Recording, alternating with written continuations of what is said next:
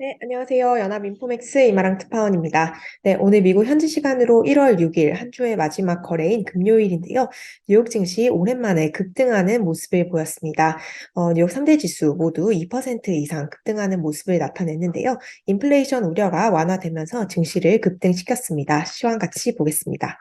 네, 오늘 다우지수 전장 대비 2.13% 급등 마감했습니다. 오늘 다우지수는 무려 700포인트 이상 오른 모습이고요. 33,500선을 넘어서 33,600선의 단숨에 안착을 한 모습입니다. S&P 500 지수 전장 대비 무려 2.28% 급등 마감했습니다. 거의 3,900 코앞으로 다가온 모습입니다. 네, 나스닥 지수 역시 급등했는데요. 나스닥 지수는 전장 대비 2.56% 상승한 1,569선에서 종가를 형성했습니다. 역시 핵심적 저항선이었던 1,500을 회복을 한 모습입니다. 네, 간밤 채권 시장 금리도 급락하는 흐름을 나타내면서 증시에 긍정적인 요인으로 작용을 했습니다. 네, 간밤 미국 10년물 채권 금리가 15bp 가량 하락하면서 현재 3.5%대를 나타내고 있습니다. 네, 미국의 2년물 채권 금리 또한 급락했습니다. 인플레이션 기대감이 이제 완화가 되면서 금리가 급락을 한 모습인데요. 2년물 국채 금리 같은 경우 19bp, 거의 20bp 가까이 폭락을 하면서 4.2% 수준을 나타냈습니다. 네, 오늘 3대 지수 모두 상승하면서 S&P 500 구성하고 있는 전 섹터가 큰 폭으로 상승을 했습니다. 특히 기술주가 3%에 가까운 이 섹터별 상승률을 나타내고 있고요. 금리 상승에 민감한 부동산주 역시 상승하는 모습을 나타냈습니다. 네, 빅테크 일제히 상승했습니다. 우선 채권 금리가 급락한 점이 이 빅테크 기업들의 주가를 직접적으로 지지한 요인으로 해석이 되는데요. 우선 뉴욕 증시 최고 대장주 애플 최근에 상당히 좀 안 좋은 흐름을 보였지만 오늘 3.7% 급등을 했습니다. 아마존 3.5% 이상 올랐고요. 테슬라 2% 올랐습니다. 네, 구글과 마이크로소프트 역시 모두 1% 이상 상승하는 모습을 보였고요.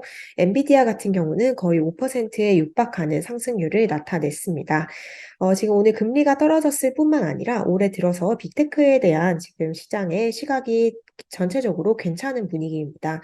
우선 모건 스탠리 같은 경우는 애플 주식을 저점 매수하기 좋은 타이밍이다라는 보고서를 발표를 했는데요. 애플 주가가 상당히 많이 급락을 했고 또 이 실적과 생산 둔화에 대한 우려는 주가에 상당 부분 반영이 되어 있는 것 같다라고 주장을 했습니다. 네, 또 월가에서는 아마존이라든지 마이크로소프트, 보잉, 나이키와 같은 종목을 올해의 최선호 종목으로 꼽고 있습니다. 빅테크 종목에 대해서 대체로 의견이 긍정적인 상황으로 보입니다. 네, 뉴욕 증시 3대 지수 이렇게 큰 폭으로 상승한 것은 정말 오랜만인 것 같습니다. 특히 올해 들어서는 거의 첫 번째라고 볼 수 있는 유의미한 이런 큰 폭의 반등이 나왔는데요. 오늘 주가를 끌어올린 요인은 오늘 발표된 작년 12월의 고용 보고서입니다. 우선 고용 보고서 내용을 살펴보면요. 12월에 비농업 부문 고용에서 신규로 창출된 일자리가 22만 3천 명으로 집계가 됐습니다. 사실 이 숫자만 보면 좋지는 않은 수준입니다. 월스트리트 저널이 예상했었던 전문가 예상치인 20만 건보다 더 많은 수준을 기록을 했는데요. 최근 고용 시장에서는 이제 지표가 잘 나오면 오히려 증시에는 배드 뉴스로 나오기 때문에 어쩌면 이 12월 고용 보고서가 시장에 안 좋은 영향을 미칠 수도 있다라는 우려가 있었는데요. 시장은 이것을 반대로 해석을 했습니다. 오히려 조화와 같은 상황이라고 해야 될까요? 그 내용은 이제 고용보고서의 세부적인 내용이 증시에는 긍정적으로 해석될 수 있는 여지가 많았기 때문입니다. 우선 가장 중요한 요인이 실업률입니다. 작년 12월 실업률이 3.5%로 집계가 되는데요. 월가 예상치였던 3.7%를 하회를 했습니다. 전월치보다도 낮은 수준이었고요. 이 3.5%의 실업률이라는 것은 팬데믹 극초기 그리고 올해 하반기 몇 번 있었던 거를 제외하고는 1969년 이후 50년 반세기 만에 가장 낮은 수준의 실업률입니다. 비록 고용 건수가 좀 예상보다 많이 늘어나긴 했지만 실업률이 반세기 만에 최저 수준을 유지를 하면서 이제 미국의 경제가 연준이 의도하고 있는 연착륙 쪽으로 갈 수도 있겠다. 침체가 심각하게 오진 않겠다라는 자신감이 일부 증시에 반영이 된 것으로 보입니다. 네, 오늘 고용 보고서에서 발표됐던 굉장히 중요한 내용이 시간당 평균 임금입니다. 이 임금 같은 경우는 인플레이션에서 굉장히 중요한 지위를 차지하는데요. 네, 한번 올라간 월급은 다시 내려오기 이제 임금은 그렇기 때문에 인플레이션에 굉장히 끈질긴 영향을 미칠 수 있는 고착적인 인플레이션 요인으로 해석이 됩니다. 그렇기 때문에 임금 상승률이 지나치게 빠르게 높아지면 페드의 가장 큰 걱정거리인 인플레이션이 앞으로 좀 계속 스티키하게 머무를 수 있다라는 우려를 증폭시킬 수 있는데요. 오늘 발표된 12월 고용보고서에서 이 임금 상승률이 전월보다 둔화한 수준으로 집계가 됐습니다.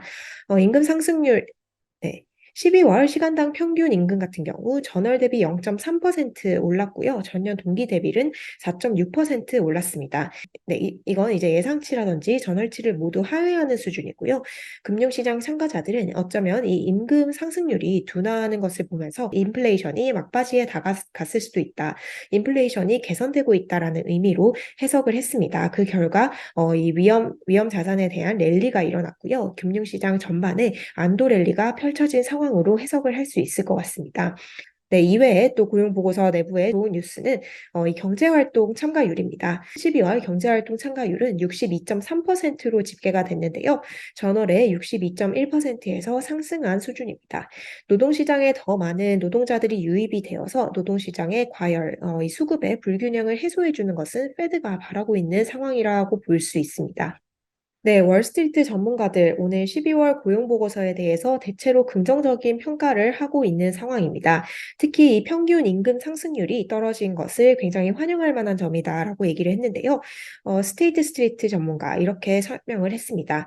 인플레이션은 연준의 목표대로 움직이는 중이다. 연준이 계획한 대로 지금 인플레이션 방향이 좀 완화가 되고 있다라고 지적을 하면서요. 네, 시간당 평균 임금 상승률이 떨어졌기 때문에 이 증시와 금융시장이 흥분을 했고 랠리가 펼쳐졌다라고 설명을 했습니다.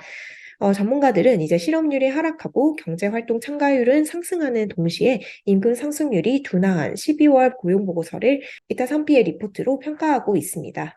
실제로 오늘 고용보고서가 발표된 이후에 앞으로 연준이 훨씬 느린 속도로 긴축을 단행할 것이다라는 기대감 또한 커졌습니다. 네, 현재 연방기금 금리 4.25%에서 4.5% 범위입니다. 이제 바로 다음 FOMC 2월 1일에 결과가 나오게 되는데요. 2월 FOMC에서 현 수준보다 기준금리가 단 25bp 높은 수준, 즉 4.5%에서 4.75%로 높아질 가능성을 금융시장 참가자들 74%, 즉 이제 4분의 3 정도가 전망을 하고 있는 상황입니다. 이제 자이언트 스텝도 했었고요. 빅 스텝도 했었는데 여기서 한 발 물러서서 베이비 스텝이 이제 오지 않을까라는 기대감이 있으면서 증시에 긍정적인 요인으로 작용을 했습니다. 올해 3월 같은 경우도 2번 연속해서 베이비 스텝이 이뤄질 가능성을 유력하게 금융시장 참가자들 점치고 있는데요. 오늘 돌아오는 3월 두 번째 FOMC에서도 연준이 25bp 가량 금리를 올리는 데 그칠 것이다라고 주장한 사람들이 전체의 65.8%로 과반 이상을 차지했습니다. 네, 여기에다가 오늘 경제 지표도 적당히 좋지 않게 나오면서 금융시장에 긍정적으로 작용을 했습니다.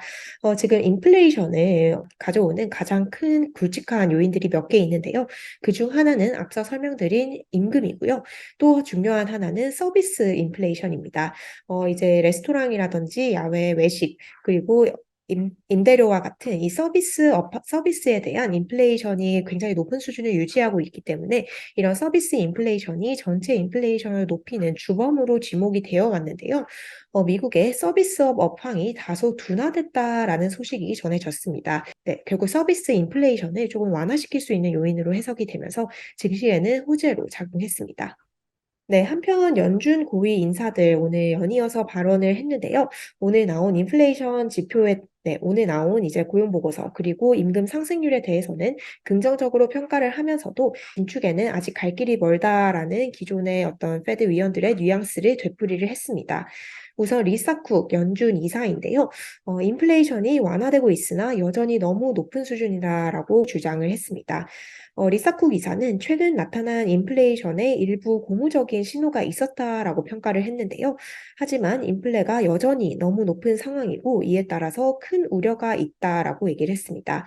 리사 쿡 이사, 지난 몇 달간 나온 이 다소 우호적인 인플레 지표에 너무 큰 비중을 두지 말아라라고 경고를 하기는 했는데요. 우선 우선 시장은 연준 위원들의 이런 발언에도 불구하고 랠리를 한 모습입니다. 네, 라파엘 보스틱 애틀란타 연은 총재도 오늘 발언을 했습니다. 이제 긴축을 계속 이어가야 된다라는 발언을 얘기를 했는데요. 기준금리를 5% 이상으로 인상한 후 이것을 유지하는 것이 중요하다라고 얘기를 했습니다. 네, 보스틱 총재 같은 경우는 기준금리를 5% 이상으로 올리는 것을 보고 싶다라고 얘기를 하면서 연준의 최종금리가 5%를 상회할 것이다라고 주장을 했는데요. 그럼에도 불구하고 5%에서 너무 많이 올리지는 않을 것이다라고 얘기를 했습니다. 네, 이제 다음 회의에 대해서도 언급을 했는데요. 돌아오는 2월 회의에서 연준은 25bp 혹은 50bp 금리 인상을 단행할 것이다라고 설명을 했고요. 만약 금융시장이 완화가 된다면 25bp 인상 쪽으로 기울 것이다라고 얘기를 했습니다.